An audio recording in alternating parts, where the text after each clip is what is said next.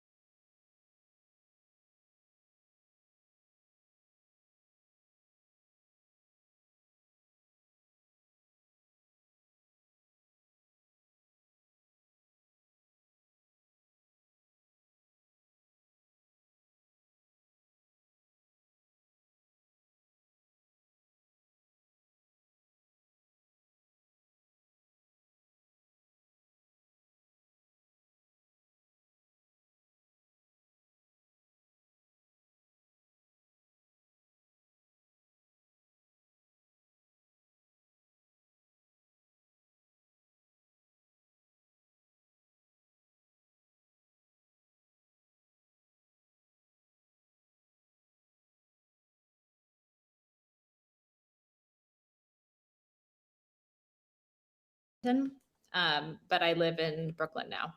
Oh, wow. I was living in Dublin for about 3 years right before I moved here. So I love the East Bay. I Underrated. love it too. It was a really great place to grow up. I'm really happy that I did. Yeah. Nice. We got Tiffany as well. Hey, amazing.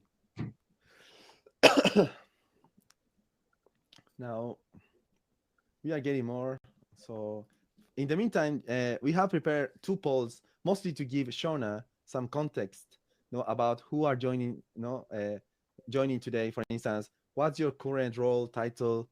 No, we have community managers, events manager, community operations, head of community. Maybe you are in marketing, customer success, or maybe other role. Now, if you can just express, with the poll, probably you are seeing, like me, a poll there. So yes, Paul is butter is beautiful. Yeah, I agree, Madeleine. So the idea is to give some context, before Shona starts, so she can probably on the fly tweak a bit, her speak for today. So let me take mine. Oh wow, that's great. We got 3 head of communities. That's awesome. That's Awesome. great. And I'll keep this open. No, mostly I want to do a bit of housekeeping. So before we start, first, of course, thanks everyone for joining us today. I'm really excited because this is the first kind of official event, that Ledval community is hosting. Mostly, we have been working hard, almost 9 months now, trying to put together the best newsletter. Probably you have been receiving resources, different. No problem, Preet. It's all good. So now we want to move to the next phase. The idea is not to provide more value and also learn from the other people, other professionals like Shona and probably all others like you are doing, so we can learn and improve, scale even our careers. So there are so many things to learn from others. The other point is, no, this session is being recorded. Don't worry, because during the replay we are going to share only the speaking part, not whatever we are, hanging out and they making jokes and all that. At the same at the Q&A session. So anything is like private, so be safe, no worries. Feel free to ask whatever you need, to share whatever you feel. As you can see, it's a private, intimate call. No, we got like 50 people registered, but no, the time zones and all that play. So no problem. Then also there is a Q&A session at the end. So feel free to share, all your questions in the chat, and I will be kind of collecting them so we can then ask everything Shona at the end, during that part of the meeting. Then I have one favor to ask. I'm going to take advantage before we start. I'm going to share my screen for a second. Give me 1 minute. There you go. So we have been working in a small, humble product hunt launch for led by community. I have shared the link in the chat, and then you can see that page to get notified when we launch. That will be happening the 21st of April. Mostly we want to get more people aware of what we are doing. We feel that the mission, the vision of this project is great. We have been received honestly tremendous support from everyone. A difference with other kind of community managers, associations, or clubs that are backed by VCs, companies full of money. We are 100% bootstrap, doing the best for you. So the idea is to get more people aware and then keep delivering value for you. Now, let's move on because we have lots to cover today. I'm going to share to change the poll before Shawna starts. It's the last one related to your experience as facilitator or one person hosting events. Now, maybe you have some experience, maybe you are a Jedi, as I say, managing events, or maybe you are just getting started, just like me. So share your experience. So in that, Shawna can get the input to improve all what she wants to share with us today.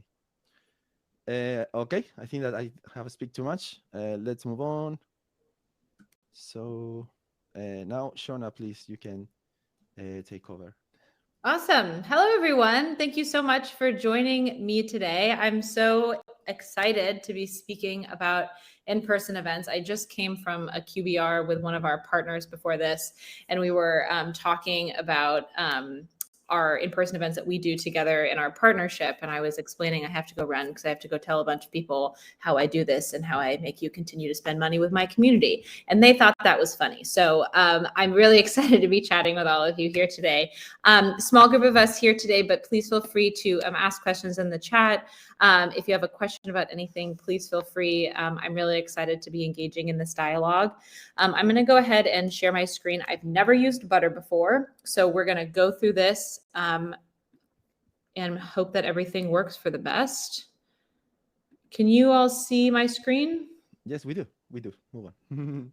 Okay, great. So welcome to the event today. I'm really excited to be chatting with you all. The idea behind this conversation, when Francisco approached me about this event, I've been doing events for many years now. I'll tell you a little bit more about my career journey in a little bit, but I made a switch from the nonprofit sector of running events to the corporate event world.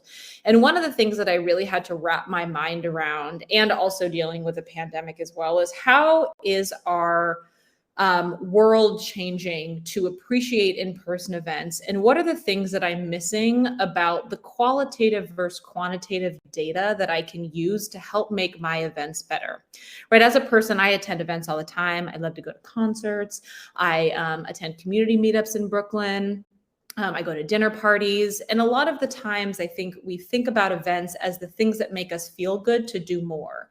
But as you're going up to your executives and saying, hey, we really need to host this community event, to help them learn more about our product in person, or we really need to host this event for executives so that they help their teams make a better purchase.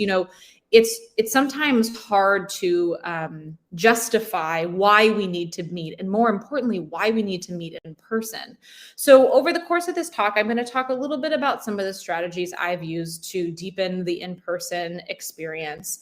I'm going to talk a little bit about how we identify success, and also how you can utilize community-led events to help scale your in-person event program. So with that being said, let's get started. Hello, I'm Shawna. That's a picture of me at my college graduation. I graduated from Boston University. I actually have a BFA in theater. I really thought I was going to be a theater producer, and I did do that for a while. But I ended up getting into the events and community world, and now I'm here, and we can go through all of that in grave detail, but I won't because I'm only on a short time clock. This is one of my favorite pictures from my graduation. Michael Chiklis, who's one of the Fantastic Four, he plays the Thing, was our a commencement speaker. And I just so greatly enjoyed what he had to say. And this has nothing to do with my presentation today, but I just wanted to show you a picture of me with Michael Chiklis. But what has to do with the presentation today is how in the world I got from doing BFA in theater to doing events. And that really happened with my first job after school. So my first job after school, sort of big girl job, was I worked on a 137-acre organic farm and artist residency in upstate New York, in Brewster, if anyone's ever been up there. And I had a lot of different roles, but I worked in development, so getting the nonprofit money. I ran all of our events, which included a Gala, which incorporated probably about 30% of our annual income for the organization. We did a lot of farm demonstrations, on-sites, dinner parties, anything, you could name it. And I was in charge of running all of that. And I learned a lot about events during this time. But one of the things that happened to me that changed my life personally is I read the book called The Art of Gathering by Priya Parker. I'm sure a lot of people in this call today or listening to this call have read that book.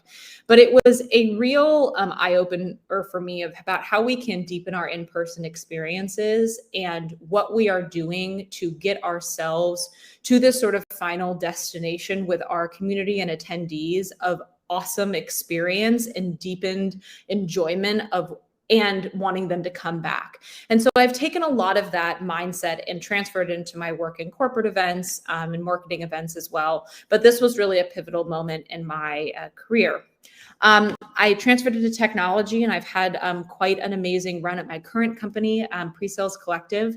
I manage a community of about 30,000 members that are all over the globe.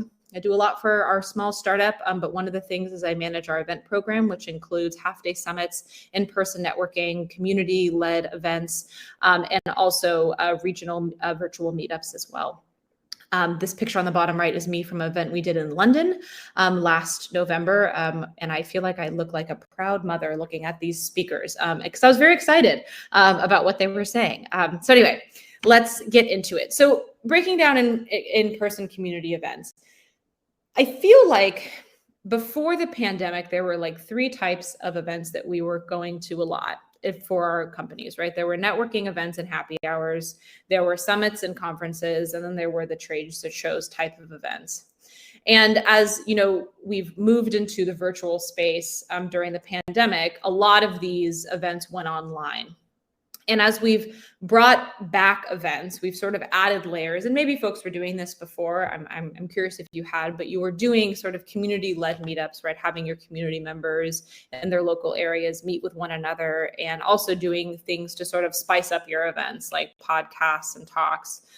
And what I found is that as we've sort of moved into this, I don't like calling it a post-pandemic era because COVID is very much still a thing, but I like to think of it as like an enlightened era in our events world where people have experienced both virtual and in-person events.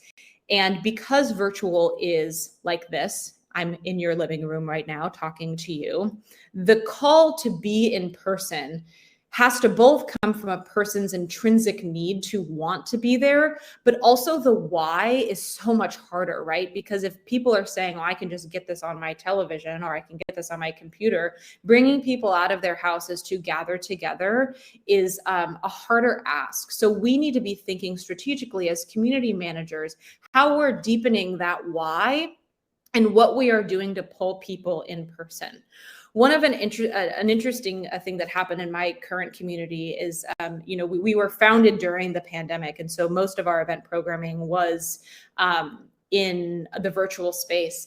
And when we got back into the real world, we're able to gather people together. We had this vision, this hope, everyone's dying to get back in person. So people are going to come in droves. And what we found actually is that people needed a lot more convincing to get out of their houses than we originally thought. We thought, throwing a networking event, hey, just come and grab a beer on us would be great. But we really, over the years, have had to get a lot more specific and intentional with what we are doing to make sure that what we're delivering is high value for our community members. So I believe that your success depends on the who, why, and where. Now, this is not original thinking. If you've read The Art of Gathering or basically any event book or piece of literature, you really need to be specific about why you are doing your event and who it's for and where. So some of the questions I like to ask myself is, who is going to be in the room? Who do I want to be in the room? Who is a key stakeholder in making sure that this event goes well? That's not just the venue. It's the people that are helping you out. It's your team. It's your internal team. Moving into the why, we want to look at why are you even doing this event? You know, I think this is the most important question that we have to have. I was talking about this challenge, right, that we faced in our community of asking people to get out of their houses. And they said, well, why should I do that when you can deliver this content to me online or in a blog? So why are we choosing to ask people to show up in person, and what will they get out of it? Asking yourself questions like, is there an educational component? Is this essential to their experience in the community? And if it is, why? Are they looking for a job? Does that mean it wants to be a networking event? Is this for executives? You know, really thinking about the structure of the world you're trying to build. And I add where in there as well is because I'm a big believer that the difference between a great event and an excellent event all lies in the details. Right. So if you're doing a networking event, I'll share a story. We did a networking event in New York, and we had over 200 people registered for this networking event for my community. And I normally in my pre-event practice, I do on-sites. I visit the space before we have any event, even if it's just a networking event. You know, I want to make sure I go to the space and see what it's like. Well, I made the grave error and I did not go to this place. And when I got there, I realized that we were on the top floor of a 2-floor sports bar. And so the sound had dramatically risen up. And it was really, really hard to hear, right? I'm trying to host this networking event. I have, you know, almost 100 people show up and they can't hear each other. So huge mistake on my end for not thinking about that ahead of time, or not, you know, listening to my gut and saying you should probably go. But I think, you know, where you're having the event makes a lot of sense. If it's a networking event and you're doing it in a 500 person ballroom and only 20 people show up, right? That changes the vibe of the event. Some other things I just think that are important to think about is, you know, the details of logistics. Is it ADA accessible? Are there non-alcoholic beverages that you can offer your community? Also, for those of you that don't know, ADA stands for the American Disability Act. I actually don't know how that translates internationally. So forgive me for not having that information, but it's basically the ability to have an elevator or a ramp to make sure that folks with different abilities are able to enjoy your event. I said non-alcoholic options, also sound, making sure again that you're having the event in a space where people can talk casually. And it's also a place where people feel comfortable. Are there chairs to sit down? It's these details that really matter. And I added this pro tip just because I think that as I'm planning an event, I think my most successful events have had a really consistent through line between the who, why, and where. That I said this earlier, that I'm building a world for people to come into where each detail, each interaction, each piece of the logistics makes sense, so that they're not left being like, like, I wonder why they had this at a sports bar when this is a, you know, executive VIP dinner, you know, questions like that. I think moving us a little bit forward, I talked a lot about, you know, how we are getting people out of their houses. And while, you know, the actual event itself really matters, I think that the preparation and how you talk about an event and how people are leaving the event matters even more. Based off of my experience running events these past couple of years, after we all experienced the pandemic, is that people want to gather together to do something, make an impact on their work, and notice clear, measurable, positive outcomes against their time. Time is such a valuable resource these days. I think we all know that. All of you decided to spend an hour with me and the team today, so thank you for doing that. We want to make sure that we're providing value. And there's different ways of measuring that. We're going to talk about that a little bit. But this qualitative versus quantitative data that we can look at, I think because it starts to become incredibly important of how you're paying attention to what your community members are saying and what they're asking for so that your events can continue to be successful. So looking a little bit into, oh, sorry, I skipped ahead of myself. So like every great community manager who has gone to the David Spanks Hard Knock School of acronyms, I created an acronym today for how we are changing the game and getting people out of their houses to come to our events, and that is dance. And I thought about it, you know, what in the world does that have anything to do with what we're talking about? But I do think event creation and great events are kind of like a dance, right? There's a lot of different moving pieces. There's a lot of coordination. There's a lot of practice. There's a lot of preparation. But when you go there, it seems so seamless. You know, I think the best dance performances I've ever gone to, I've left and said, you know, I think I could do that, even though I know very well that I can't. It's the kind of feeling that you're so inspired that just things worked out so seamlessly. So what does dance stand for? It stands for define, ask, nuance, collaborate, and excite. How are you defining your event? So I think it's important right now, you know, that the kind of event we're doing is a little bit more creative. I think we need to think beyond the happy hour and how else our community can benefit. If it's a happy hour, is there an educational component? Are we making sure that all of our executives have a singular touch point with a member of our team so that they feel perfectly welcomed into the event, right? You want to ask people for what they want and how they want it. You want to ask your community, your team, your peers, your community again, is this the kind of event you want? And if it's not, what are you looking for?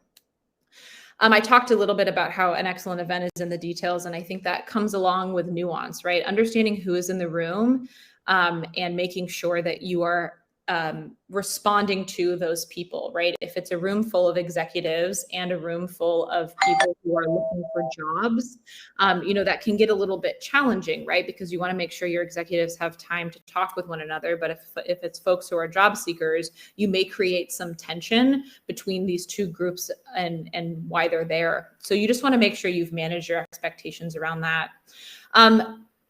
For C, we have collaborate. You want to look at how you can utilize your cross-functional partners internally to define how your event is going to be successful. Has everyone's expectations been managed? If your product team thinks that they're going to be able to do a demo at your event and you haven't put that into your plan, that's going to cause some tension internally. And then when you're going back to get sponsorship or budget for further events, that tension could be the difference between you being able to do the event or not. So making sure that there's a lot of alignment and making sure that all voices are heard. And lastly is excite. I think that, you know, the best events I have been to have both had the seamlessness to them, but there's also a moment of excitement. Is there something at everyone's table that they can take away? Is there a handwritten note that you get? Are you followed up with a personal email? Are you invited to a one-on-one conversation? If there's future events, you know, are you asked to have a seat at the table? Are you then invited to join a different group inside of the community, right? How can we excite our members to feel like this event, right, the time that they've given us is worth it? So moving forward a little bit into success, I think, you know, there's a lot of different things that we can track, and I'm not going to spend too much time here, but I want to make sure that we talk a little bit about the difference between how you're tracking your registrants and how you're tracking your attendees. You know, a lot of people will say, you know, it's who showed up in the room that matters, but the people that registered that didn't matter, I think are also really important. They can really help your sales team.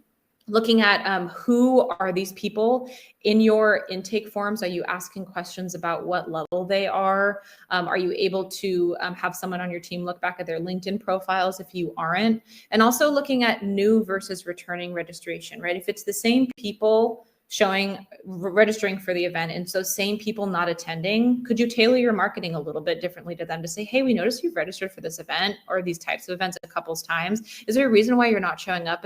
And is there anything we could do to make you come to our event, right? So we want to make sure that we're having specific outreach and making sure, again, that we're helping our marketing teams really support our events as well. And then as we're looking at, how to define success for the attendees, I think new and returning attendees is great. But one of the things that's important about in-person events is that you get this qualitative data of how people feel about an event much better when they're in person. You can get some of that captured virtually, but there's nothing quite like being at an in-person event and having a conversation with an executive who just bought your product. You said, oh my gosh, this was the best event I've been to all year. I love engaging with other people who use this product. And oh my gosh, it was so nice to hear your product team talk about this new feature that you're launching soon. And you just want to say like, hey, can you record that for me? Because I need to go take this to my manager because we really want to do more of these events, right? So one of the strategies I think you can use to make sure you're capturing that data is having team touch points. When I do events, we have sort of soft assignments, but it's clocking who's in the room, right? If someone's registered for your event who's a really important person, again, you want to make sure you're not bombarding them, but you also want to make sure that someone has gone up and made a genuine hello and said, hi, like, we're so happy to have you at this event. And we'd really, love your feedback, or a conversation in different ways. When I was working up at the farm, I was working in development, right? So we're trying to get people to give us money. And one of the ways that we did team touch points is that we did a lot of pre-research about people, and we knew a lot of this information because we've, curated them over time. But, knowing where people went to college, knowing where people, if they live in the area, like to dine, what their favorite sports team is, conversations to bring up. I think a lot of times, community managers kind of shy away from this salesy approach because we're trying to build spaces of implicit trust. And there's this idea that a sales approach is going to cause dissonance in our community. But I do agree with that for some aspects, but I also think that it's a mindset of awareness of making sure that you're having meaningful connections every single time you have an interaction. I think that that's the difference between a great and excellent relationship. And it's genuine if you genuinely care that the person is in the room. It's disingenuine if you feel like you're only having the conversation because you get to go tell your SDR or BDR that, you were able to get a lead or whatever. I think that we can still protect our community members by learning more about them and making sure that we're making these impactful conversations happen. But above all of these metrics, you must get feedback from your community. Anytime you're doing an event, you have to ask people what they liked, what they didn't like, whether that's soft feedback form, whether they get that in an email. There's a lot of different ways to capture that, but I think that is some of the most important information you're going to get at an event. So the next thing I'd love to just dig into is a little bit about community-led events, and a little bit of backstory. So our company used to do a lot of in-person networking events, and this year we had to scale back a little bit, and we wanted to figure out how we were going to fix the gap between how many people were loving our in-person events, but the fact that it just wasn't scalable. We weren't able to fly over, all over the world every year in a meaningful way to really keep up that engagement. So we developed a community-led event program that was formed in a couple ways. We had identified community leaders, and we asked them if they would be interested in hosting local events.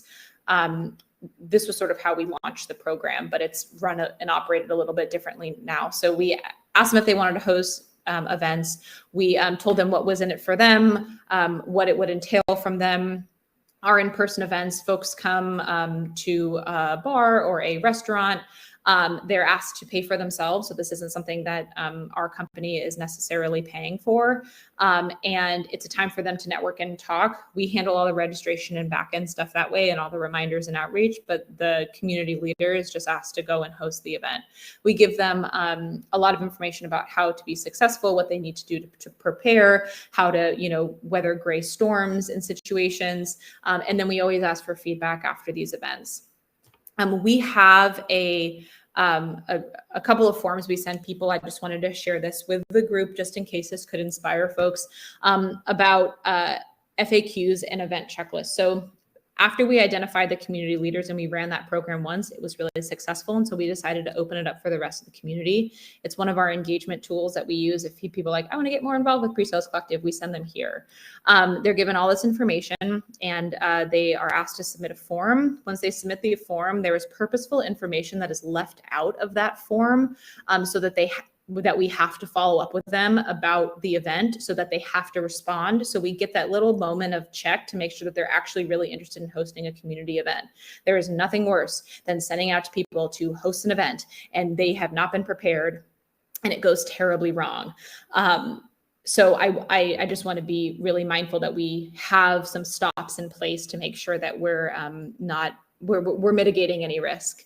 Anyway, if all goes well according to plan, they are sent through, they're given their packet of information. We start to promote the event. And these events have been super, super successful. We have about 3 of them a month led by community members all over the globe. It's been really amazing to see people raise their hands and see how impactful these events can be. And they're small. They're between anywhere from like 5 people showing up to about 25 people. And people have been really responding well. And it's really helped us scale our local event program or our in-person program because it's allowed us to have people meet up on our terms while also allowing there to be some stops in place. So we're continuing to make sure that our mission and vision are met for all of these. So with all of that, I think I have reached my 20 minutes or so. I'd love to know if folks have any questions. I'm going to stop sharing my screen. How do I do that? Oh, I did it. Hey, everyone. Okay. I am just revisiting this chat. And I would love to know what questions people have. I just want to make sure I'm not missing anything. I have been collecting a few. Also, during the registration for the event, we got already a few questions from our members. So I think that we have also received a few insights. For instance, Tiffany was saying, I also recommend looking attendance percentage. What percentage of people registering are attending the event? Yes. For instance, this is a good one. And then Ilker also, he's with us today, creating an event specific hashtag and observing the trend on social on the day is a great way to track enthusiasm about the content. Yeah. So people love your acronym dance. I put my Yoda dance in there. No, that's wonderful. And Ilka, that's such a good point. And I think this is a really great way to highlight knowing who your community is. So I love a hashtag. I love engagement. But we find with our community that when they show up to in-person events, they do not want to be on their devices unless they're sharing LinkedIn profiles. And so asking for further engagement in a social setting is really distracting to them. That's the feedback we've gotten. I'm not saying that's true for all communities, but I think that's a really interesting piece of data because that goes back to the question of like who's in the room and who are you doing this event for. And so I just think it's so helpful to make sure that you're aware of what people want and what they don't want, but trying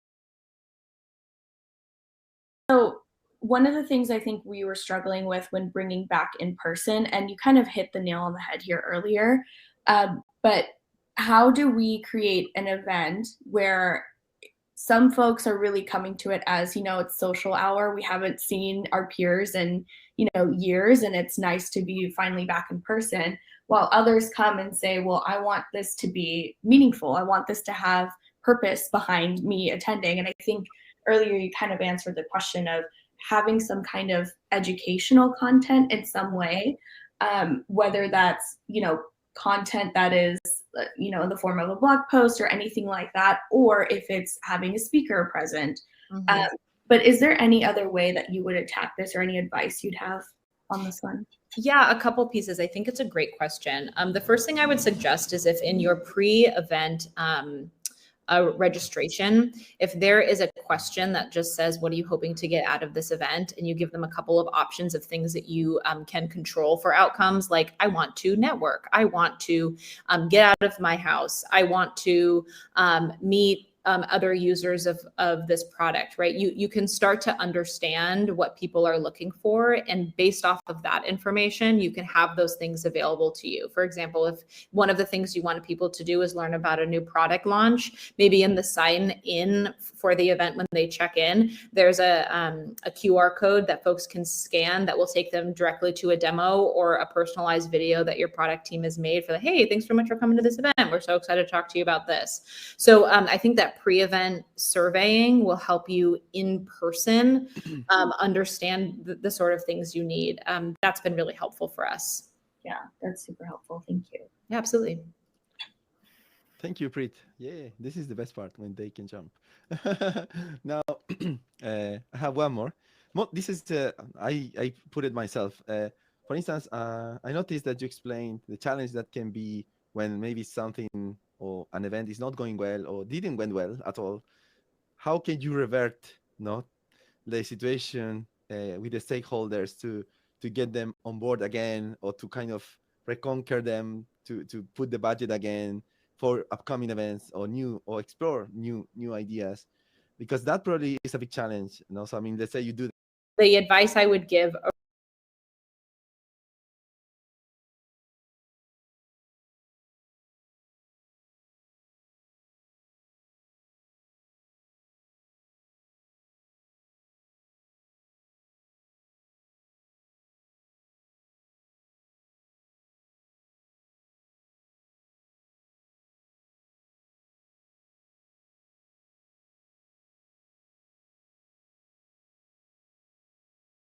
around that is making sure that you have managed expectations before your events about how they have gone, and make sure you're getting feedback from the executives or the stakeholders by saying, what were you looking to get out of that? For example, we do have partners who partner with us on our events. And we have individual metrics that we use with them for success in terms of share that as a, let's say, the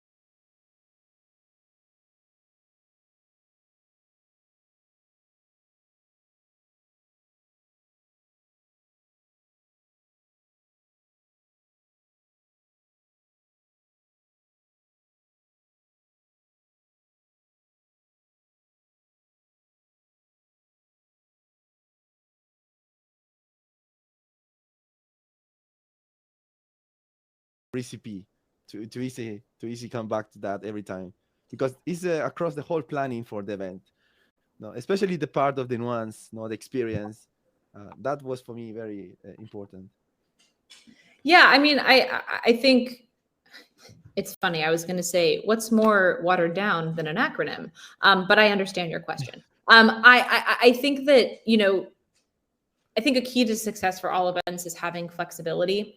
What we're doing here is we're trying to make the environments that we're gathering people together super successful, super productive, and that we can build upon. And I think as an events person, you have to be incredibly flexible for before, during, and after, making adjustments constantly, having a mindset and an eyesight towards things that could go wrong or things that, are kind of a surprise that they went right.